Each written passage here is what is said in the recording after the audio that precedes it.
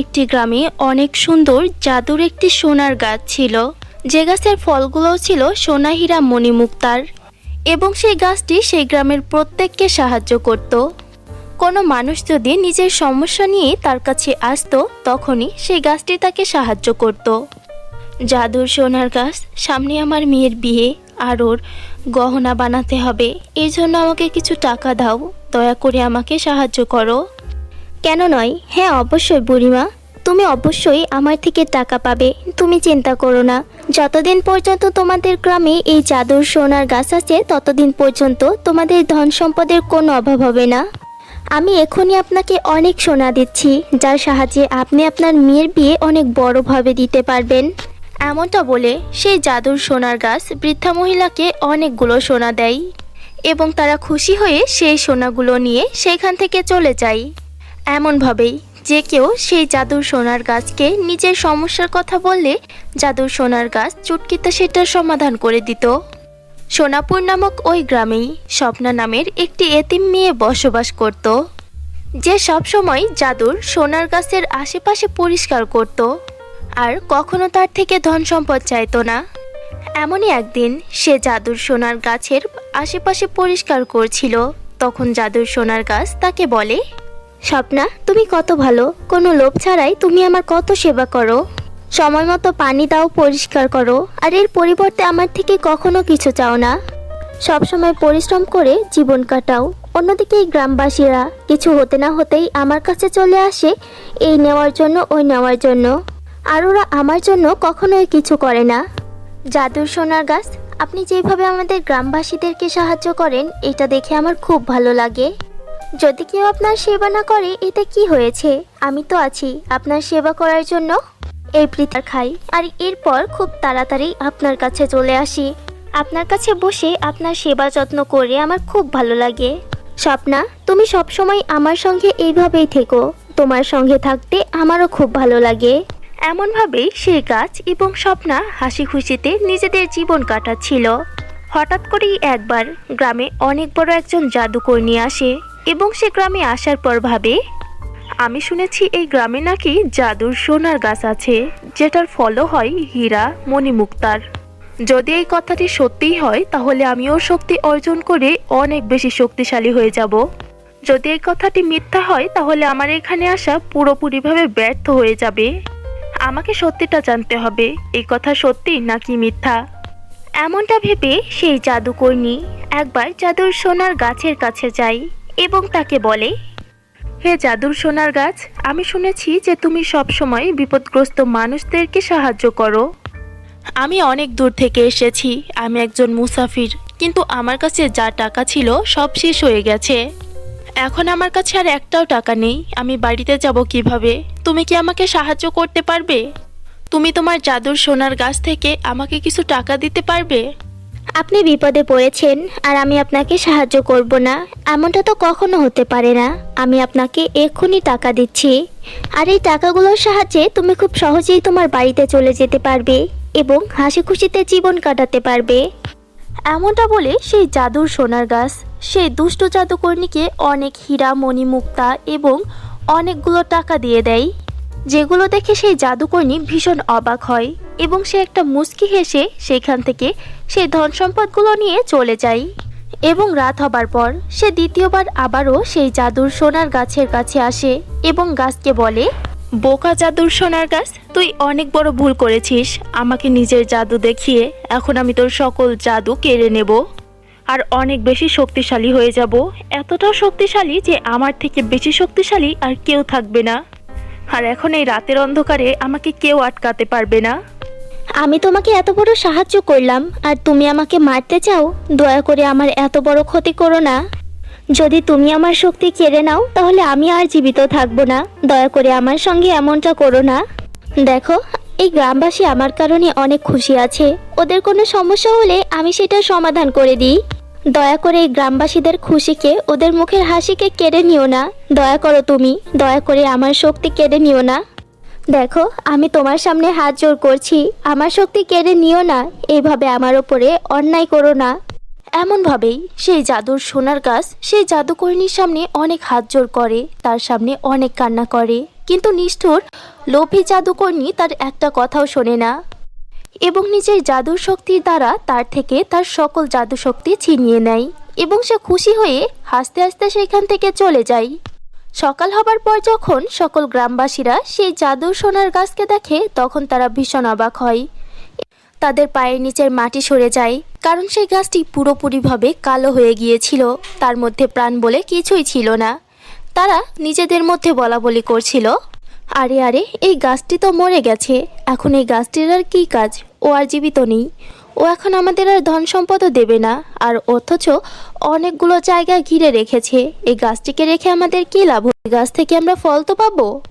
হ্যাঁ বোন, তুমি ঠিকই বলেছ, এখন এই গাছটি আমাদের আর কোনো কাজেই লাগবে না, যতক্ষণ পর্যন্ত এ ধন সম্পদ দিচ্ছিল ততক্ষণ পর্যন্ত আমাদের কাজের ছিল, আর এখনও অযথাই এতগুলো জায়গা ঘিরে রেখেছে। আমি বলি এই গাছটি কেটে দিয়ে এখানে একটা আমের গাছ লাগানো উচিত, ধন সম্পদ না পাই আম তো খেতে পাবো। এইভাবেই পুরো গ্রামবাসীরা নিজেদের মধ্যে কথা বলছিল, কিন্তু যখন কথাটি স্বপ্না জানতে পারে তখন সে বলে, তোমাদের মতো লোভী আর খারাপ লোক আমি আমার জীবনে কখনো দেখিনি। যতক্ষণ পর্যন্ত এই জাদুর সোনার গাছ জীবিত ছিল, যতক্ষণ পর্যন্ত তোমাদের সাহায্য করত, ততক্ষণ পর্যন্ত তো এটা কাজেই ছিল, কিন্তু যখন এটা মারা গেছে তখন এটা তোমাদের কাছে বোঝা হয়ে গেছে, এখন তুমি এটাকে এখান থেকে সরিয়ে দিতে চাও।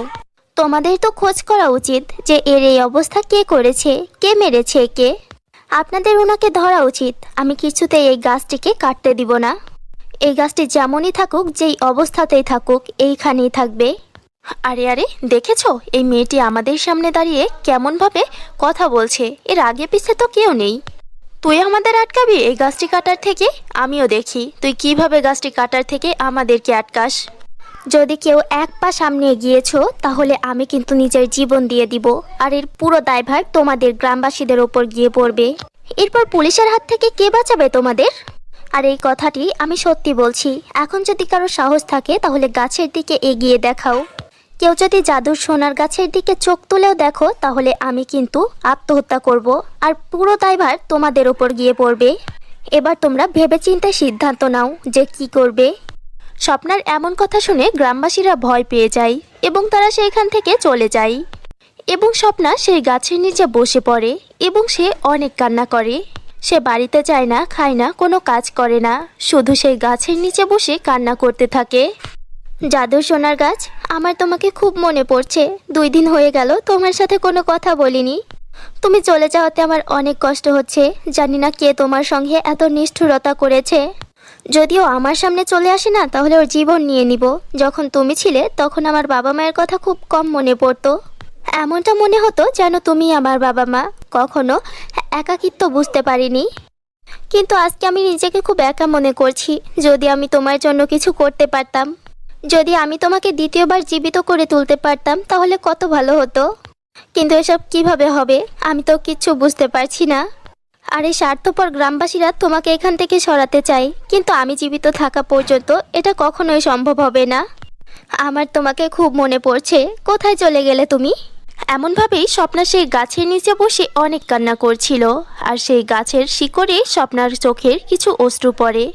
তখনই একটা শব্দ ভেসে আসে, স্বপ্না তুমি অনেক ভালো, তুমি আমার সঙ্গ ছাড়োনি, যেমনটা তুমি ওয়াদা করেছিলে, তুমি আমার সঙ্গ কখনো ছাড়বে না, তুমি তোমার ওয়াদা রক্ষা করেছো।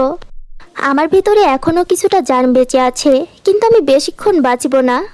জাদুর সোনার গাছ, তুমি কথা বলতে পারছো, তোমার কথা শুনে আমার সত্যিই অনেক ভালো লাগছে। এখন দয়া করে আমাকে বলো যে আমি কিভাবে তোমাকে সাহায্য করতে পারি, কিভাবে তোমার ভেতরে আবারও প্রাণ ফিরে আসবে। স্বপ্না, এটা অনেক বিপজ্জনক কাজ, আমি তোমার জীবন বিপদের মুখে ফেলতে চাই না, আর এই কাজটি করতে হলে একটা কালো পাহাড়ে যেতে হবে, ওই কালো পাহাড়ের কালো গুহাতে রূপার জাদুর গাছ আছে, সেই গাছ থেকে 2টা জাদুর রূপার পাতা নিয়ে আসতে হবে এবং সেই রূপার পাতা আমার শেকড়ের পাশে লাগিয়ে দিতে হবে, এভাবেই আমি ঠিক হতে পারবো, নয়তো আমাকে ঠিক করার অন্য কোনো উপায় নেই। কিন্তু ওইখানে যাওয়া অতটাও সহজ নয়, ওই গুহাটি অনেক ভয়ঙ্কর, ওইখানে ভূত প্রেত আত্মা বসবাস করে। তুমি চিন্তা করো না, আমার কিচ্ছু হবে না, আর না আমি তোমার কিছু হতে দেব। এমনটা বলে স্বপ্না আত্মবিশ্বাস ও সাহস নিয়ে সকল বিপদ পার করে সেই কালো গুহাতে পৌঁছে যায়। সেখানে অনেক ভয়ঙ্কর ভয়ঙ্কর আওয়াজ হচ্ছিল আর একটা কালো ছায়া স্বপ্নার পিছুও করছিল। কিন্তু স্বপ্না হার মানে না, সবকিছু উপেক্ষা করে সে জাদুর রূপার গাছের কাছে পৌঁছে যায় এবং সেখানে গিয়ে জাদুর রূপার গাছকে বলে, জাদুর রূপার গাছ, জাদুর সোনার গাছের তোমার এখন খুব প্রয়োজন, দয়া করে তোমার গাছ থেকে আমাকে 2টা পাতা দিয়ে দাও।